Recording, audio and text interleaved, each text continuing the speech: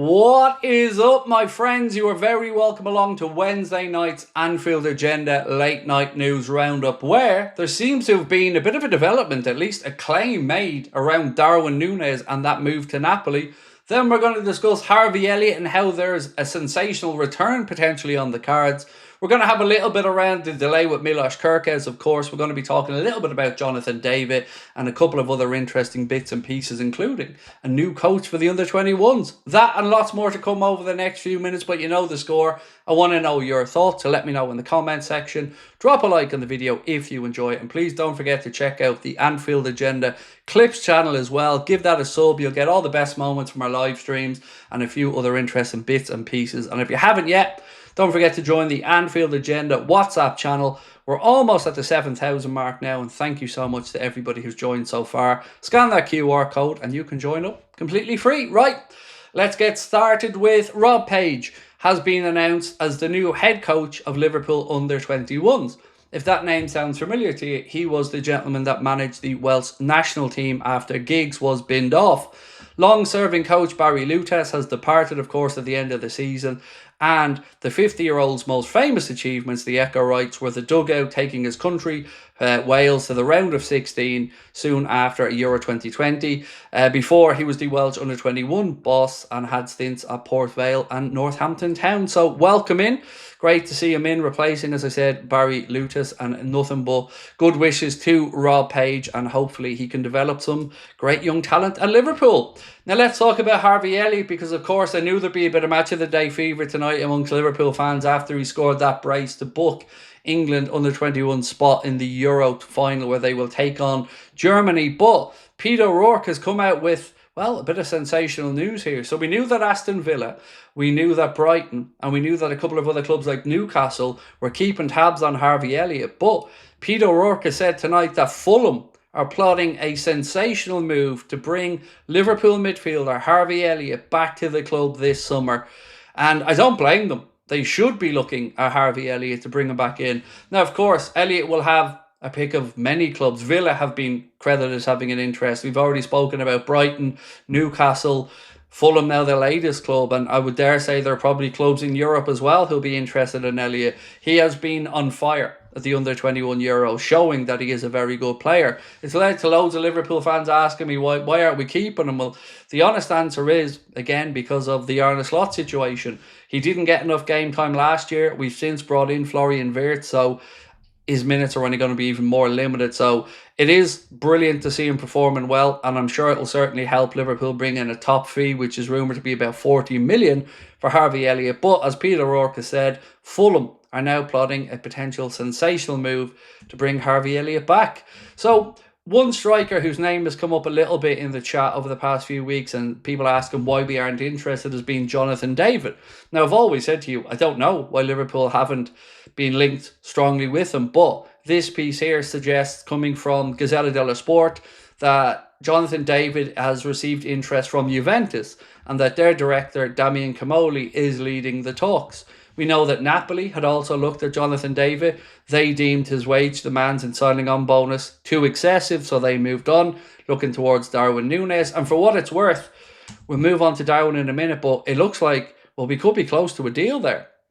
Milos Krkez, let's talk about him, because I'm sure you're going to be typing away saying, what's going on? Should I worry? Is there anything to be concerned about? No. And as Nicholas Bieber posted tonight, Krkez is enjoying a night out with his brother. He's not worried, and you shouldn't be worried either. Yes, David Ornstein mentioned that it wasn't done, but what he means is there's a technical hold-up on it. Not that there's an issue with the medical or the fee or the contract, which have all been done and taken care of. It is most likely something as simple as a visa issue or a bit of red tape. You know yourself, when the government get involved in any of these type of things, sometimes it doesn't go as quickly as you'd want, and I would imagine that it's something similar like that. So nothing to be concerned about. Milos Krkez is, for all events, a Liverpool player and will be unveiled by the club in the very near future. Nobody can just tell you, though, exactly when that will be. So don't get concerned about it. Don't get worried about it. Think of him as a Liverpool player, because he is. We just haven't got the official announcement yet. And also, while we're at it, Liverpool, can we please have the signing day vlog for Florian Wirtz? Because, you know, we're all anxiously waiting to see that one. Let's talk a little bit about Tyler Morton, because now there's interest in him. So this piece here said, according to an ex-West Ham United employee via Claret and Hugh, Premier League rivals West Ham could try to sign Tyler Morton this summer. And again, we spoke about this. They've been watching him at the under-21s, and he will move to a Premier League club, in my opinion, because he is good enough to play in the Premier League. But, of course, his opportunities will be limited. When he had that injury at the second half of this season, it kind of allowed James McConnell to come in, and Arne Slot has, well, he's taken a liking to James McConnell and has told him, as much as we mentioned the other day, telling him that he will have a senior squad in the squad place as Endo. So keep an eye on McConnell for this one. Let's move on to talk about Darwin Nunez, because this is the big claim of the night. This piece here suggests that Darwin Nunez is privately telling people that he is moving to Napoli. Now, there's a bit more to come on this, but we spoke earlier on about 3 different valuations here. One report said Liverpool wanted 70 million euro from him. If that's the case, Napoli won't be paying that. But 2 other reports have suggested that Napoli are willing to go to about 42 million euro and that Liverpool want about 50 million euro. So they're not a million miles apart there.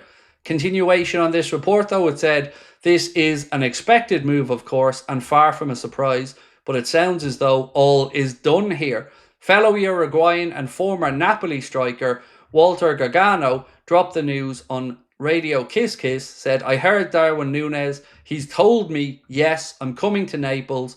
I'm waiting to see, or to close the deal. And yeah, it does look like Darwin Nunez could be heading to Naples, which will, of course, mean that Liverpool will suddenly then become active in the market looking for a striker. Doesn't mean we're going to get one straight away, but as much as Newcastle fans don't want to hear this, Liverpool just haven't given up yet on the idea of Isak, and a lot may depend on what happens when he comes back from his holidays, sits down with Eddie Howe in Newcastle and tries to figure out if they can make it work. One thing that the Mirror have said to keep an eye on, though, is that the problem with Newcastle giving Isak an enormous new contract would be that it could threaten the stability in the dressing room, because the likes of Bruno Guimaraes and Sandro Tonali will come knocking on the door saying, hey, where's our big payday? So that is where we're currently at, ladies and gentlemen. Your patience will be rewarded from Milos Krkez. Don't worry about that. Liverpool will start to move ahead now with some other deals over the next few weeks, but keep an eye on outgoings as well. Ibrahima Konate, well, we told you earlier on, it looks like Real Madrid are only willing to go to about 25, 26 million pound for him. I don't think Liverpool do business that low.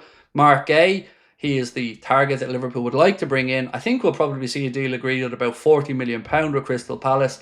And other than that, we're going to have to be a little bit more patient over the course of the summer. But as always, we will adhere to bring you the news as quickly as we can. If you're in the WhatsApp community, you'll get it straight away. If you join us on the stream, so we'll try to bring it to you as quickly as we can. Thank you for your support. I'll see you guys tomorrow, same time, same place. One last thing before we finish up. I just want to say a massive happy birthday to my wife. She turns, well, I'm not allowed to say that because she'll kill me, but it's a birthday today. I love you, Sabrina. Thank you for everything. I'll see you guys tomorrow. Much love. Bye-bye.